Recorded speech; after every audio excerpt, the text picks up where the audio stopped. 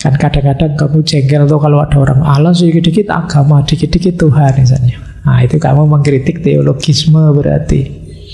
Atau sudahlah tidak usah bulat kayak para filosof, pastinya saja apa. Itu kamu sedang mengkritik yang metafisik. Atau kamu sebenarnya tidak mau dituduh teologis, kamu pinginnya positif. Tapi karena gaya hidupmu teologis, ketemulah yang positif dengan yang teologis. Akhirnya apa? Kamu bawa kamera canggih ke kuburan-kuburan. Itu kan pertemuan antara yang teologis dan yang positif. Nanti kamu cari pakai kamera infrared. Loh, itu kan positif itu kan, untuk menemukan makhluk-makhluk supernatural tadi. Sopo ngerti ke foto, sopo ngerti kan. Itu ketemunya yang positif dengan yang teologis. Baik, yo nanti kamu cek sendiri ya betapa kompleksnya hidup kita. Tidak sesederhana yang diteorikan oleh Auguste Comte ini. Kadang-kadang kita itu ya positif, ya metafisik, ya teologis. Kalau pas ngeyel ya kita metafisik. Kalau pas males teologis, pasrah pada Tuhan, segalanya diserahkan, itu kan. Kalau pas semangat baru positif. Baik, kita lanjutkan. Nah, kalau ini tadi saya singgung sedikit ya, kenapa sih kita percaya pada yang supernatural, gunanya apa? Ini namanya fungsi. Fungsi percaya pada yang supernatural. Ini saya kumpulkan dari banyak tokoh, banyak teori ya, biar jadi satu, biar mudah. Yang pertama ada yang bilang dalam banyak peradaban, dalam banyak budaya, percaya pada yang supernatural itu berfungsi kohesif, menyatukan kita. Tuh, dalam Islam kita kenal ukhuwah Islamiyah. Kan kita jadi kompak, jadi satu karena ada identitas supernatural yang sama. Tadi ada totem. Totem tadi kan identitas supernatural juga. Jadi ada fungsi memudahkan kita jadi kompak, jadi terikat satu sama lain, jadi menguatkan ikatan sosial. Itu yang disebut fungsi kohesif. Alhamdulillah keimanan kita sama. Itu kan lebih mudah kompak. Tidak perlu capek-capek menyepakati apa dialog lagi, tidak. Wong kita sudah sama. Itu namanya ada fungsi kohesif. Yang kedua, percaya pada yang supernatural itu ada fungsi suportif. Fungsi suportif, fungsi pendukung hidup. Hidup kita ini kadang-kadang kalau mengandalkan yang normal-normal saja, selesai kita. Tidak berdaya kita, wong kita manusia itu lemah. Adanya kepercayaan pada yang supernatural sering menguatkan kita, mendukung kita. Tidak apa-apa saya sengsara di dunia, besok di akhirat. Nah itu kan lumayan, kamu masih ada semangat. Orang itu kok enak ya, jahat mulai bayi sampai mati. Enggak, tapi nanti di akhirat ada siksaan. Coba enggak ada yang supernatural, kamu putus asa sudah. Kalau gitu saya jahat saja, Pak. Buktinya itu jahat, enak terus. Jadi ada fungsi suportifnya. Jadi kalau kamu kepepet kan tinggal lari ke Tuhan. Nasihat yang paling populer kan pasrah saja pada Tuhan. Itu kesandaran yang luar biasa itu. Jadi supportive function. Yang ketiga, percaya pada yang supernatural itu ada disciplinary function, fungsi pendisiplinan. Kesadaran pada yang supernatural kan membuat kita tertib. Ada yang ngawasi nih, yang di atas. Kita tidak sendirian loh. Ini kan membuat kita tidak berani sembrono. Otomatis kita hati-hati. Apalagi kalau yang supernaturalnya Allah, Tuhan. Wah sudah. Kita merasa diawasi terus, dilihat terus. Kita tidak berani lagi macam-macam, tidak berani lagi sembrono. Ini yang disebut disciplinary function. Ada lagi yang lebih luar biasa, revitalizing function. Membuat kita refresh lagi, segar lagi, baik secara individual maupun secara sosial. Jadi refresh itu ya, misalnya secara sosial, insya Allah nanti akan datang Imam Mahdi. Ini peristiwa-peristiwa supernatural seperti ini membuat kita segar lagi. Alhamdulillah setelah ibadah sholat dalam sehari 5 kali saya rasanya lebih tenang. Itu revitalizing. Merasa dekat terus dengan Tuhan, dengan yang supernatural. Kita itu diawasi terus oleh para malaikat. Terus kita jadi segar lagi, semangat kita muncul lagi, revitalizing. Ada lagi fungsi explanatory function. Nah, ini dalam rangka menjelaskan yang tidak kita paham tadi. Akal kita tidak nyampe, ya sudah berarti itu kehendaknya Allah sajalah. Nah, itu untuk menjelaskan yang kita tidak bisa memahami. Nanti ada lagi euphoric function. Euphoric function itu fungsi penggembira. Jadi ketika kita sedang suntuk, sedang stuck, tidak tahu mau kemana lagi, yang supernatural ini bisa hadir menggembirakan kita. Kok saya sesedih ini sih? Wong ada Allah kok. Kita bisa ceria lagi. Dosa saya kok banyak loh Pak. Tidak apa-apalah, Tuhan Maha Pengampun kok. Kita gembira lagi. Itu euphoric function. Dan yang terakhir, ini juga menarik, ecological function.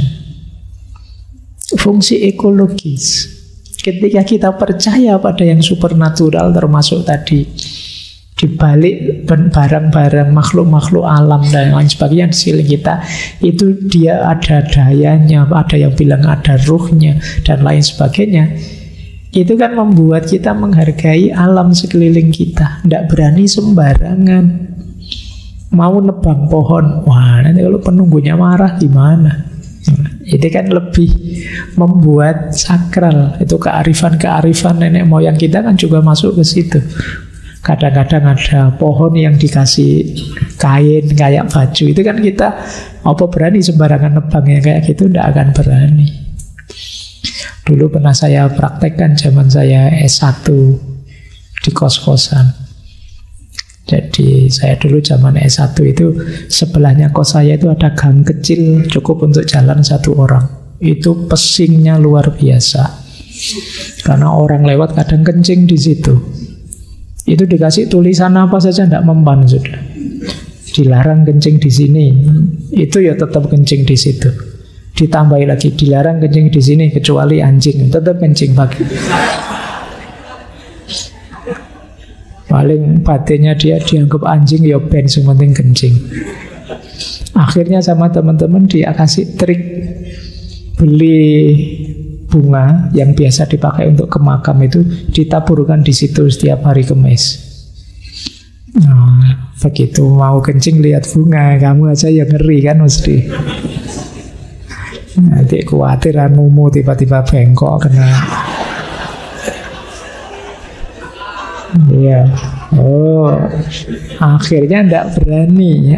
Ternyata lumayan loh, kepercayaan pada yang supernatural bisa mencegahmu melakukan kerusakan di muka bumi. Jadi itu yang disebut ecological function. Coba kamu cari inspirasi ya mengatasi sampah itu. Yang sekarang kan kita bingung di Jogja ini, dengan kearifan ekologis memanfaatkan yang supernatural. Karena kita itu biasanya lebih ngeri kalau ketemu yang supernatural itu. Kalau sanksinya cuma denda 10.000, 20.000, itu kita masih nekat. Coba sanksinya kamu diculik, wewe gombel lah apa gitu, mungkin kamu lebih ngeri lagi. Nah coba, baik ya. Jadi ini fungsi percaya pada yang supernatural. Saya tidak tahu untuk konteks hidupmu yang lebih operatif yang mana, tapi ada banyak sekali. Jadi Kita percaya pada yang gaib itu ya secara duniawi manfaatnya ternyata juga besar. Baik, nah ini ada istilah menarik, natural supernaturalism. Natural supernaturalisme, supernaturalisme natural. Ini pandangan dari Thomas Carlyle. Jadi kata dia, sebenarnya apa yang kita sebut natural di sekeliling kita itu luar biasa loh. Hanya saja kita belum mendalaminya secara serius. Yang kita sebut natural itu mungkin kualitasnya setara dengan yang supernatural. Hanya saja kita belum paham. Yang kita sebut mukjizat, itu kan khariqul ada, itu mungkin juga sebenarnya natural, cuma kita belum menjangkaunya saja, belum paham rumusnya. Misalnya dulu apa, Nabi Isa bisa menyembuhkan penyakit kusta misalnya, luar biasa pada zaman itu, karena dianggap tidak ada penyembuhnya. Tapi sekarang orang sudah tahu penyembuhnya. Jadi alam di sekeliling kita itu sebenarnya sudah supernatural, sudah luar biasa. Hanya saja kita belum memahaminya. Jadi hal supernatural yang kita temukan di alam dalam hidup kita sehari-hari itu namanya natural supernaturalism. Jadi tidak usah cari jauh-jauh di sekeliling kita. Kalau kita bisa menggalinya, akan ketemu keajaiban-keajaiban alam yang luar biasa. Tidak harus mencari above atau beyond atau against. Jadi yang semula kelihatan ajaib sekarang terbongkar. Ternyata yang ajaib itu ada di sekeliling kita dan biasa. Nah, ini namanya natural supernaturalism. Nah, temukan keajaiban dalam hidupmu masing-masing. Temukan yang luar biasa di sekeliling. Nah, pasti akan ketemu karena alam ini sifatnya ajaib, luar biasa. Banyak rahasia, banyak misteri yang bisa kita ungkap, bisa kita bongkar. Ini natural supernaturalism. Baik, kesini sekarang. Ada bagian kecil dari supernaturalism yang populer. Namanya paranormal. Paranormal bukan dukun ya. Jadi paranormal itu, para itu artinya melampaui. Normal itu kenormalan. Jadi paranormal itu fenomena di sekeliling kita yang terjangkau sih, bisa kita lihat, bisa kita amati, tapi kita tidak bisa menjelaskannya secara ilmiah. Rasanya kok tidak masuk akal ya. Nah, itu namanya paranormal. Kalau yang supranatural tadi kan entitasnya di luar kita. Nah, paranormal ini mungkin mirip yang tadi against normal. Kita ada di sekeliling kita sesuatunya. Kita bisa lihat langsung, tapi tidak masuk di akal kita. Mungkin ada orang yang bisa baca pikirannya orang lain tentang hantu-hantuan, kemampuan psikis tertentu, kejadian supernatural luar biasa, dan lain sebagainya. Ini namanya fenomena paranormal. Ya, kalau di Indonesia, paranormal itu orangnya. Nah, sebenarnya paranormal itu fenomenanya. Para itu artinya melampaui, normal itu ya kenormalan. Nah, ya ini memang sifatnya percaya tidak percaya, tapi ada dua perspektif ketika kita masuk dunia paranormal, kita masukkan ke pembahasan.